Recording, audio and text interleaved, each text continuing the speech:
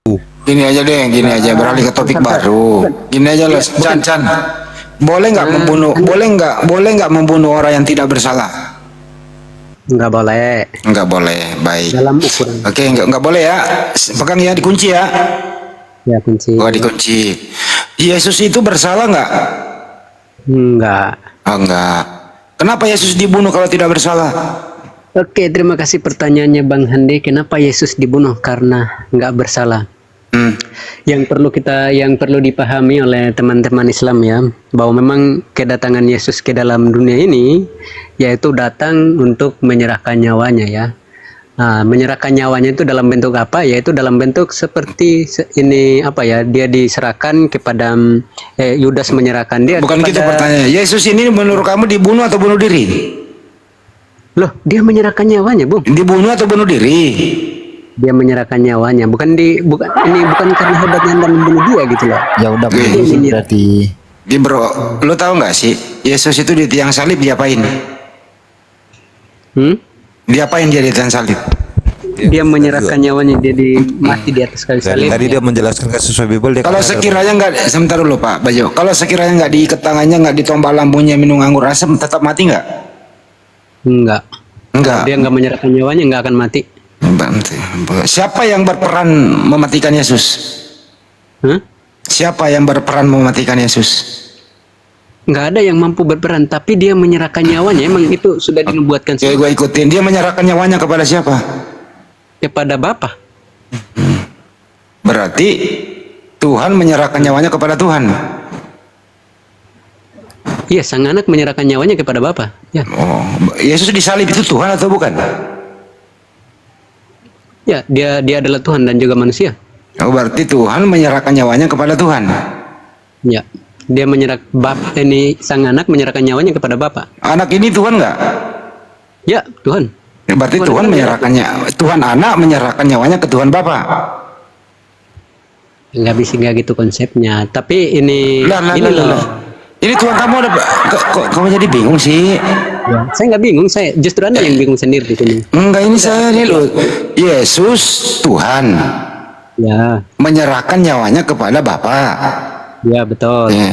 Jadi Tuhan menyerahkan nyawanya kepada Tuhan, betul? Ya, betul. Iya betul, ada dua Tuhan. Loh. Nah, Ya, loh. Terus lanjut apa? Terus jadi ada Tuhan di tiang salib mengenai kena cobaan ingin dibunuh, nyawanya diserahkan kepada Bapa. Bukan jadi diserahkan, Tuhan dia menyerahkan. Dia menyerahkan. Nah, dia menyerahkan. Iya, jadi di sini ada sertiwa. Ngerti nggak arti sertiwa? Nggak ngerti, coba jelasin. Sertiwa adalah serah terima nyawa. Dia serahkan dulu nyawanya, terus 3 hari kemudian diambil kembali. Jadi serah terima nyawa, betul? Ya, dia menyerahkan nyawanya dan ini. Dia 3 hari diambil kembali, toh? Dia berhak. Ya, dia berhak, dia berkuasa ini mengambilnya kembali. Ya. Iya, artinya ada sertiwa, bro. Silakan lanjut. Serah terima nyawa gitu loh. Terus? Ngerti nggak maksudnya itu serah terima nyawa? Sudah. Terus lanjut paham. Jadi kembali tadi ke topik, dilarang membunuh orang yang tidak bersalah. Betul. Kira-kira perintah siapakah sehingga Yesus ini mati di tiang salib? Itu perintah siapa? Perintah siapa? Emang itu dinubuatkan bahwa memang itu perintah sang Bapa itu sendiri ya. Loh, bahwa sang anak ini dinubuatkan oleh siapa? Bapa. Bapak menubuatkan. Ada nggak perintah Bapak boleh dengerin? Dengar dulu. Sebelum apa? Supaya nggak salah pemahaman. Dia udah jawab kok. Bernubuat melalui para nabinya, oke? Iya, oke. Benar ya? Oke. Ada nggak perintah Bapak boleh membunuh orang yang tidak bersalah? Ada nggak? Ada nggak? Nggak ada. Nggak ada. Oke. Ya. Kalau begitu kehendak siapa Yesus mati di tiang salib? Kehendak Bapa. Kehendak Bapak, boleh nggak Bapak berkehendak membunuh orang yang tidak bersalah? Boleh nggak Bapak berkehendak membunuh orang yang tidak bersalah? Nggak boleh. Oke, kehendak siapa Yesus mati di tiang salib? Bapa. Kau gila itu kau, barusan kau gimana ini? Ini kau nggak sadar ini kau. Loh, bukan. Karena makanya itu yang Pak kamu Bejo, bawakan ini narasi orang nggak ini, waras ini Pak Bejo, kita serius. klarifikasi dulu. Kita klarifikasi dulu nalar cara berpikirmu ini. Saya ini orang ini saya nggak mikir, kamu yang mikir kok. Iya. Barusan sabar kau dulu. ngomong. Makanya itu aku ini Bapak tidak ada kehendaknya memerintahkan orang yang tidak membunuh orang tidak bersalah. Jadi Bapak itu tidak mengeluarkan perintah, tidak mengeluarkan kehendak membunuh orang tidak bersalah. Tapi kamu lagi barusan ngomong kehendak Bapak lah Yesus mati di tiang salib. Berarti kamu ini nggak waras, coy. Kau sakit. Oke, baik. Kau itu sakit nggak sadar gitu loh. Nggak apa-apa. Makanya dengarkan aku. Jelaskan supaya ini netizenmu yang awam ini supaya paham gitu loh. Paham. Ini kan Semua orang yang menonton di sini bro paham bahwa kau itu sakit. Paham. Kamu menanyakan dua pertanyaan. Coba saya interaktif dulu ya. Yang ada nonton 1000 di sini. Anda paham nggak teman-teman ini nih Sancan ini? Anda paham nggak kalau dia sakit? Coba. Paham nggak semua kalau dia sakit? Paham. Mereka paham mana sakit. Sudah? Ya udah silakan. Sudah Bang. Bang Handi menanyakan dua pertanyaan yang berbeda. Pertanyaannya adalah ini boleh ini ada gak kehendak Bapak membunuh orang yang tidak bersalah? Ya nggak ada. Nggak ada. Lalu dia bertanya atas kehendak siapa ini Yesus itu mati, dia ini menyerahkan atas siapa, kehendak siapa? Kehendak Bapa. Lalu Loh. ini pertanyaan yang pertama ini kan yang pertama kan itu merujuk kepada sabar dulu. Iya. Pertanyaan yang pertama itu kan merujuk kepada bermakna ganda ya. Dalam artian oh contohnya ini kalau Bang Handi gak bersalah, kita bunuh dia. Padahal dia gak bersalah, kita bunuh dia. Itu Tuhan gak mengkehendaki itu. Ketika Bang Saya Handi rasa kamu ini ngomong panjang, kau sendiri nggak ngerti apa yang kau omongin, serius. Iya, nggak apa-apa. Yang penting aku menjelaskan gitu. Boleh ya? Semakin banyak kau omongin, kau sendiri ya nggak ngerti tadi. Saya ngomong apa ya? Kamu Benar. hanya bisanya bertanya aja, karena kamu hanya Coba bisanya bertanya. suruh ulangin Bang Andi apa yang dia bilang tadi. Coba kau ulangi lagi tadi apa kau ucapkan itu tadi. Coba ulangi lagi dari awal. Oke. Coba. Bang Handi tadi mencoba dia menanyakan dua pertanyaan yang berbeda ya. Pertanyaan yang pertama, ada nggak kehendak Bapa membunuh orang yang tidak bersalah? Aku menjawab itu nggak ada. Lalu yang kedua, atas kehendak siapa Yesus ini mati di atas kayu salib?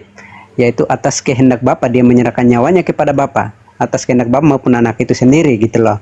Lalu ini Bang Handi mencoba ini menarasikan ke hal lain. Nah makanya itu aku bilang bahwa pertanyaannya itu dua hal yang berbeda. Nah contohnya Bang Handi ini, kalau Bang Handi ini ini Bang Handi yang nggak bersalah, kalau aku membunuh Bang Handi tanpa ada kesalahan Bang Handi, aku membunuh, itu salah atau tidak? Jelas itu salah. Lalu bagaimana dengan Yesus? Itu ini dia dibunuh, tapi Yesus itu kan secara spesifik dia menyerahkan nyawanya. Memang dia datang ke dalam dunia ini memang tujuannya Udah untuk cukup. menyerahkan nyawanya. Makanya cukup. Pembunuhan Yesus itu, Yesus dibunuh itu tindakan salah atau tindakan baik? Saya belum selesai. Udah diputar nanti kamu kepanjangan. Bukan, nggak apa-apa. Kalau kamu putar-putar juga nggak apa-apa. Yang penting aku kelar dengan Ya udah, penjelasan kamu saya. udah jawab. Kami paham kok kalau kamu sakit, gitu loh. Apa? Jadi sekarang ini Aku dengerin. kelarin penjelasan saya. Boleh kamu Udah bantu? kamu jawab kok, udah 3 kali kau ulang. Yesus itu dibunuh di tiang salib itu kehendak siapa? Kehendak Bapak. Kehendak Bapak. Oke. Boleh nggak membunuh orang yang tidak bersalah? Nggak boleh. Berarti pembunuhan Yesus itu melanggar atau tidak? Enggak. Oke. Kan dia sudah tertulis. Nggak sadar dia ini. Aduh. Oh jadi begini ya? Iya. Assalamualaikum. Waalaikumsalam warahmatullahi wabarakatuh, Bib. Mohon maaf, bos. Kasih kesempatan dia menjelaskan sampai tuntas Sancan itu. Itu lebih arif. Iya silakan. Betul, lebih arif. Biar dia puas juga, biar kita juga tuntas mendengar. Nah, Mohon maaf ya. Ya, itu lebih bagus gitulah. Kan Bang Handi tadi kan sudah saya ulangi lagi ya dari awal tadi ya. Bang Handi menanyakan aku bilang dua pertanyaan yang berbeda. Yang pertama, ada nggak kehendak Bapa memerintahkan orang untuk membunuh orang yang tidak bersalah? Saya jawab nggak ada. Lalu yang kedua, Yesus ini membunuh Yesus itu ini atas kehendak siapa? Yesus di atas kayu salib menyerahkan nyawanya, menyerahkan kepada siapa? Yaitu menyerahkan kepada Bapa. Kan itu poinnya. Itu poin yang dibahas. Nah, lalu apakah Yesus ini mati? Dia dibunuh, mati di atas kayu salib, mati terbunuh di atas salib.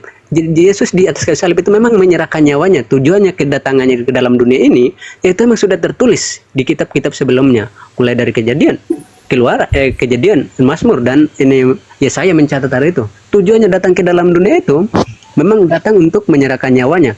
Menurut Markus. Terus apa yang mau didengar kalau gini kepanjangan begini? Nggak ada poinnya. Untuk menebus dosa manusia, gitu aja. Tujuannya dia menyerahkan itu.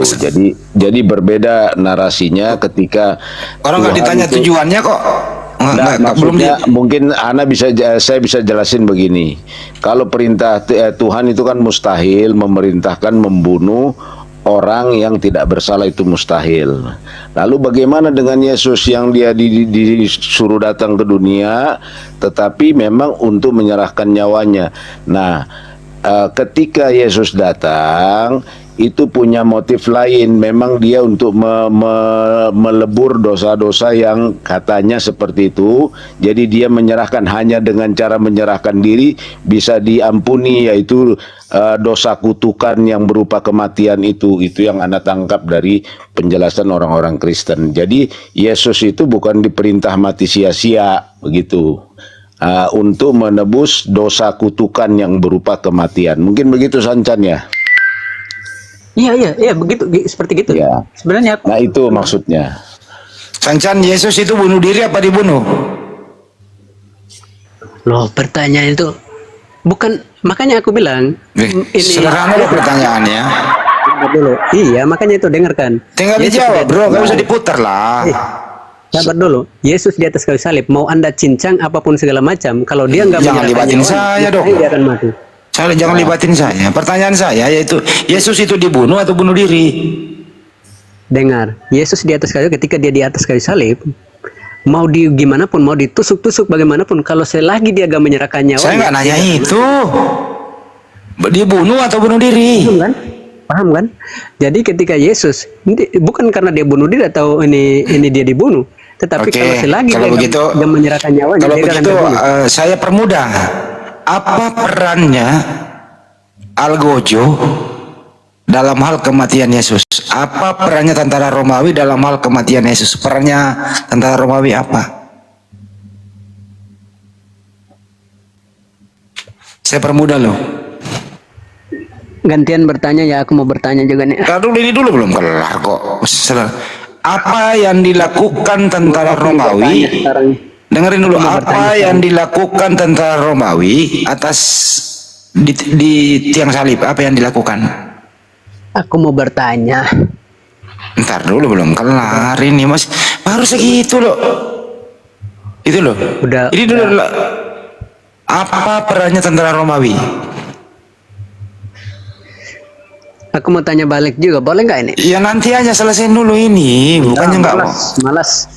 Malas ya, nggak mau jawab. Kasih sudah dia nanya bang, kasih dia sudah nanya mungkin. Ntar dulu, Pak. Ntar dulu, Bib. Mungkin dia pening juga.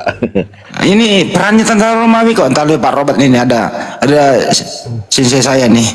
Pak Robert, selamat sore Pak Robert. Ya, selamat sore waktu Amerika ya. Iya, sore. Aku di Burundi nih. Sama. Saya di Avenal, New Jersey. Pak Robert, itu Yesus itu katanya bunuh diri apa dibunuh sih? Sabar dulu, saya mau bertanya juga. Ya udah Boleh diam nggak dulu ah. Jadi, Kak. Pak Robert gimana tuh Pak Robert? Ya nggak bunuh diri lah. Dia dibunuh. Dibunuh. Bukan bunuh diri. Itu Pak Robert jelas jawabannya dibunuh. Jadi yang membunuh dia adalah tentara Romawi. Karena tentara Romawi lah yang menombak lambungnya gitu kok. Yang tentara Romawi juga yang paku tangannya, yang ngikat, yang menyalib kan gitu. Dibunuh coy. Pak Robert jawab jelas. Kenapa Sinchan jawabannya kayak lagi belajar ngetrek gitu loh. Jangan masuk sirkuit kalau belum punya SIM. Udah kelar ya? Ya kamu, bukan kamu ini, nggak diam kau. Loh, iya, Kamu nggak ada jawaban, bertanya. Pak. Tadi kamu bertanya banyak, sekarang aku hanya satu pertanyaan loh. Boleh nggak? Ini baru runtutannya tadi. Jadi tadi Pak Robert ya, ini ada dua ya Pak Robert. Habis inilah Pak Robert tadi dia ngomong gini, perintah Tuhan itu dilarang membunuh. Tapi yang menghendaki Yesus dibunuh adalah Tuhan. Nah, Pak Robert gimana itu? Ini kontradiksi apa kontraplo? Ya, karena dia yang menghendaki dia dibunuh ya itu adalah Tuhan. Karena untuk itu dia datang. Kayaknya ini kontradiksi gitu loh. Kenapa? Di Keluaran 20 nomor 3 itu, atau di Ten Commandment, 10 perintah Tuhan itu jelas. Mau orang bertuhan, mau tidak bertuhan, saya yakin semua orang kalau masih berakal pasti setuju itu dilarang membunuh orang yang tidak bersalah, kecuali orang gila. Mau dia beragama kek, mau enggak kek, tetap kalau dia masih manusiawi dia pasti percaya nggak boleh membunuh orang yang tidak bersalah. Tapi ini Yesus tidak punya salah. Dia adalah utusan Tuhan, diutus untuk Bani Israel, selalu dilindungi oleh yang mengutus dia, disayangi, dipercaya, wakil Tuhan di muka bumi untuk Bani Israel, tentu selalu dilindungi. Itu satu ya. Tapi kenapa ada ajaran belakangan anak kesayangan Bunda Maria ini, utusan Tuhan ini gitu ya, dipercaya mati menebus dosa mereka, kemudian hidup kembali menjadi Tuhan. Padahal yang terlibat dalam hal pembunuhan Yesus itu jelas, semuanya mereka dirasuki oleh iblis. Yahudi yang begitu tegar tengkuk, begitu sombongnya, tidak mengakui adanya Yesua Mesias. Kenapa? Bukan Mesias yang ditunggu-tunggu. Makanya ingin diperangi terus. Bahkan Paulus sendiri itu selalu menghalangi membunuh para pengikut Yesus. Jadi hidupnya memang ini serba kesulitan, negaranya lagi sedang dijajah. Tapi Yesua Mesias mengalihkan perjuangannya, dakwanya dibilang pengobatan, karena dia nggak bisa perang.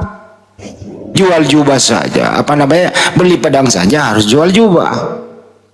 Ya itulah para nabi utusan Tuhan itu masing-masing sesuai dengan apa yang diarahkan Tuhan kepadanya begitu.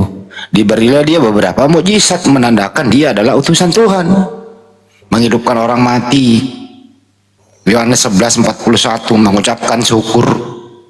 Terus kemudian orang buta bisa melihat, orang lumpuh bisa berjalan di atas air, karena menandakan dia adalah utusan Tuhan. Diberikan firman ke dalam dirinya, menghafal firman, mengajarkan firman dengan cara oral. Kenapa Yesus ini jenius? Yesua Mesias ini jenius di zamannya. Kenapa ilmunya itu langsung dimasukkan ke dalam dirinya, ilmu dari Sang Pencipta. Begitulah semua para nabi dan rasul. Tidak perlu sekolah. Kalau ada nabi rasul sekolah itu dipertanyakan. Jangan-jangan yang diajarkan bukan firman Tuhan.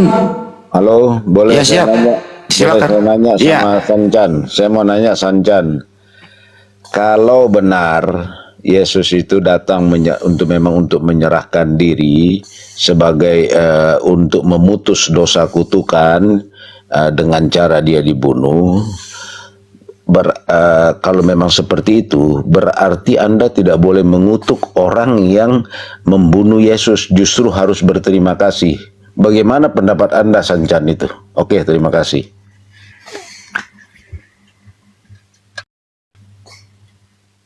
Karena dari tadi sebenarnya itu aku mau kelarin semua mengenai itu ya. Tapi si Handi ini maunya bertanya aja, mengejar aja gitu lah. Lalu pertanyaan saudaraku channel AW, bagaimana dengan orang yang ini yang membunuh? Karena dia justru harusnya Anda Yang berterima terlibat kasih, lah, bukan gitu kan. mengutuk. yang terlibat gitu kan? Ya. Bagaimana dengan mereka yang terlibat? Terlibat dalam Nggak boleh kita pembunuhan. kutuk. Ya, bahkan harus berterima kasih karena justru untuk memutus dosa kutukan. Ya, karena memang itu semuanya itu sudah tertulis, dan itu memang dia itu ada ada anjing yang Harusnya Anda Betul. berterima kasih, bukan begitu? Bukan Sabar harusnya dulu. berterima kasih. Oh, seluruh orang Kristiani harusnya berterima kasih kepada pembunuh Tapi Yesus. kita mengerti misi ilahi, Bang. Karena kita Ya, mengerti silakan, misi silakan ilahi. jelasin. Iya. Bagaimana pendapat Jadi, Anda itu? Ya, karena berisik anjing itu. Ya, emang berisik nih. Hmm. Oke. Memang saya mengerti misi ilahi, Bang. Misi bahwa kedatangan Yesus ini yaitu menyerahkan nyawanya. Lalu bagaimana dengan orang yang melakukan itu, yang terlibat dalam hal itu? Ya. Karena memang semuanya sudah dinubuatkan Ya. bahwa dia akan seperti gitu. Ya, Ya, orang-orang yang melakukannya itu, yaitu bukan itu poin yang kita mau kejar di situ, bukan itu ya poinnya tidak. yang Bagaimana? menjadi Bukan bagaimana pokoknya gitu status lah. orang yang membunuh itu? Apakah dia Saya- dipuji atau dikutuk? Nah, saya mau bertanya dulu. Saya ini nanti saya terjebak lagi. Maunya dalam artian di sini ini nggak akan bertanya-tanya. Aku mau bertanya dulu ini sebelum Ya, lari ke ya. sana. Ya, pertanyaan saya kepada Handi Celebes. Ini ketika Muhammad mati, ada nggak efek dari kematiannya? Bahwa dia mati itu ada nggak sesuatu bahwa dia ada efeknya gitu loh, ada gunanya gitu loh, guna dari kematiannya itu? Apa sih pertanyaannya? Efek kematian apa sih, pertanyaan apa kayak gini gitu loh? Apa ini pertanyaan apa? Ada bisa terjebak nggak pertanyaannya nih? Ada makna apa di balik kematian Nabi Muhammad? Gitu maksud Oh. Mas Ansat. Dengan matinya dia, dengan matinya Muhammad, Iya, berguna ada. nggak? Ada nggak gunanya untuk? Ada nggak Ada, manfaatnya Sancan. untuk? Ada. Nah, Mungkin saya Saja. jawab. Lanjut Bang Edi. silakan, silakan. Gini loh ya. Izin ya Bib. Ini ada baik loh di sini ya. Oh, Silakan. ya. Nabi Muhammad SAW itu manusia utusan Tuhan. Setiap yang bernyawa pasti mati. Inna lillahi wa inna ilaihi rajiun. Kan begitu. Tidak ada orang manusia di muka bumi ini hidup kekal. Ya, untuk kematian Nabi Muhammad SAW itu prosesnya juga malaikat pencabut nyawa izin dulu sama beliau itu. Begitu kira-kira bunyi hadisnya ya. Bahkan dia terakhir ya apa permintaan terakhir, umatku, umatku, umatku. 3 kali itu. Jadi apa makna di balik ini adalah pesannya Nabi Muhammad SAW bahwa umatku, umatku itu jangan sampai Anda tergelincir ke dalam ajaran-ajaran yang keluar daripada Islam. Jadi intinya adalah Nabi Muhammad berpesan, umatku, apa yang pernah aku lakukan ikutilah. Jangan membuat dalil di luar itu, dan jangan berbuat sesuatu di luar Al-Quran dan hadis. Itu sih kira-kira inti pengajaran Nabi Muhammad SAW. Saya nggak tanya pesan dia sebelum mati, tetapi efek dari kematiannya itu apa gitu loh. Itu yang kutanyakan. Apa pertanyaan apa sih efek kematian manusia? Ya manusia ya mati ya mati. Efeknya, efek hikmahnya. apa yang mau Itulah ditanya sama perbedaan. Sancan biar spesifik, efek apa yang mau ditanya? Karena banyak Iya, efeknya Pak. banyak. Saya bisa tangkap maksud Sansan tuh gini ya. Hikmah apa kematian Nabi Muhammad gitu kan? Ya, Itu menyatakan bahwasannya ya hanya satu-satunya Allah Sang Maha Pencipta yang kekal. Semua makhluk ciptaannya pasti akan mati, dan dia memang mewahyukan seperti itu. Kullu nafsin dha'iqatul maut. Setiap yang hidup pasti akan mati, setiap yang bernapas pasti akan mati, setiap yang bernyawa pasti akan mati. Jadi ini membantah bahwasannya Tuhan itu bernyawa. Betul. Membantah Semua- bahwasannya Tuhan itu bernapas. Ini Jadi pertanyaannya jangan- juga, Setuju, Pak Bos, Bejo, semuanya. pertanyaannya apa sih? Efek apa maksudnya apa sih? Jadi- boleh saya jadi- tambahkan jawabannya, boleh saya tambahkan. Iya sih, Padahal apa itu? Boleh saya tambahkan ya, Sancan, Rasulullah Shallallahu Alaihi Wasallam itu adalah seorang nabi dan manusia sempurna, utuh, dan makhluk paling sejati di alam semesta, makhluk paling sejati, ya. Kemudian apa efek dari atau hikmah di balik kematian Rasulullah yang suci dan mulia itu, bahwa Rasulullah memang punya tugas untuk menyampaikan risalah, memberi kabar gembira dan peringatan. Nah, di hari sebelum beliau mangkat setelah Hujjatul Wada itu Allah sudah memberitakan lewat firman-Nya, al-yauma akmaltu lakum dinakum wa atmamtu alaikum nikmati wa raditu lakumul Islam Madinah. Nah, sahabat keluarga Nabi ketika mendengar ayat itu, mereka sudah berpikir, wah, pada hari ini telah aku sempurnakan agama, ya, dan telah aku cukupkan nikmatku atas kalian, dan aku telah ridho Islam menjadi agama kalian. Itu mereka sudah berpikir bahwa ini akan tidak lama lagi kematian Rasulullah akan datang. Artinya hikmah di balik itu bahwa telah sempurna agama ini, telah selesai semua yang Rasulullah sampaikan. Itu jawabannya. Terima kasih. Tambahan ya, tambahan jawaban. Oh, jadi dia cukup, selesai dulu. Bukan. Selesai menyampaikan risalah dari Tuhannya sudah sempurna. Sudah tugasnya Jadi ketika dia selesai. mati nggak berefek apa-apa. Nah, itu sudah sempurna, berarti umat Islam sudah Nggak ada gunanya dia mati. Kenapa? Nakhi ya, Udah, Abaib udah jawab loh. Abaib nggak usah lagi ditambahin jawaban Abaib. Udah. Efeknya terserah kamu. saya Efeknya terserah kalian. Efeknya apakah orang mau menerima atau tidak, itu yang menerima dia Tidak akan usah jangan untung. diganggu. Abaib udah jawab. Yang Ya, menolak berarti akan rugi. Yang menolak kesempurnaan Islam yang sudah sempurna nikmat itu ya rugi. Iya, nggak ada gunanya. Berarti efek dari kematiannya itu nggak ada gunanya. Sangat berguna, telah sempurna. Berarti kita tinggal Loh, apa yang sempurna? izin Pertanyaan lah saya kan sedikit. simpel.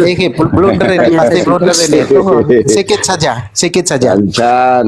Dengan kematian baginda Nabi Muhammad Rasulullah SAW tidak ada ngefek bagi manusia, dan termasuk ketika Yesus sendiri dalam kematiannya tidak akan pernah ada efek apapun, apalagi penebusan dosa.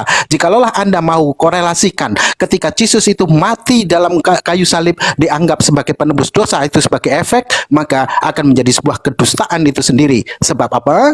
Sebab di dalam pengajaran para nabi tidak ada satupun manusia yang mati dapat menebus dosa umat manusia. Tidak ada. Jikalaulah benar ketika Yesus itu mati dengan matinya di kayu salib sebagai penebus dosa, maka bagaimana di dalam Keluaran ya 32 nomor 32 hingga 33 di sana dikatakan ketika Musa membawa kaumnya yakni Bani Israel dari pengejaran Firaun, mereka berbuat salah. Lalu Musa berkata, ya Allah, ya Tuhanku, sekiranya jikalaulah engkau tidak mengampuni mereka, maka hapuslah juga namaku dari buku kehidupan yang telah engkau tulis. Lalu di tiga-tiganya Allah pun menjawab, wahai Musa, sesungguhnya aku hanya akan menghapus dosa-dosa orang yang bersalah kepadaku saja. Dan di sana Allah memaafkan atas dosa-dosa yang dimana kaum Bani Israel berbuat dosa tanpa harus Musa menyalibkan dirinya, tanpa ada seekor lalat pun dibunuhnya penebusan dosa. Oke, lanjut. Ya. Lalu dijawab tadi Abaib. Oke lah, kita ikuti efeknya. Ya, udah dijawab Abaib tadi. Efeknya adalah meninggalkan Al-Quran dan Sunnah dan Islam yang sempurna. Itu efeknya. Udah dijawab. Nah, bukan, saya nggak tanya apa yang ditinggalkan, saya nggak tanya itu. Nah, kan efek itu. Saya nggak tanya apa yang diwariskan. Saya nggak tanyakan apa yang diwariskan. Efek apa yang mau ditanya, efek apa, gitu aja. Efek apa yang mau Saya nggak dimaksud, tanya apa yang yang masuk diwariskan, di apa yang pikirannya ditinggalkan oleh Sancan itu Muhammad. Saya apa nggak tanya supaya itu. jelas. Efeknya efek apa? Efek positif, efek negatif atau apa? Sancan, setelah meninggal Rasulullah, efeknya itu agama Islam telah sempurna. Ya itu. Udah dijawab berkali-kali itu. Pesan Bukan besarnya, itu, Bu. Dia mau pesan samakan besar. dengan penebusan dosa, makanya harus Pesan mendapatkan Efeknya kesamaan. banyak. Kalau efeknya secara psikologis, orang Islam kehilangan saat itu sahabat semua. Sedih. Sedih besar, semuanya, ya. nangis. Ada pesan besarnya di situ. Ya, Nah, bahwasannya itu ya. efek Oh yang psikologis. ini izin Bib. Efeknya adalah yang paling kita sebagai orang Indonesia ya, efeknya adalah dengan ajaran Nabi Muhammad SAW, efeknya adalah berhasil mengusir penjajah yang membawa Bible ke Nusantara. Kalau seandainya tidak ada ajaran Nabi Muhammad SAW duluan masuk ke Nusantara, kita akan tetap terjajah. Itu efeknya yang paling signifikan kita nikmati ini. Itu kira-kira. Betul, betul kalau di Indonesia betul. Udah kelar ya.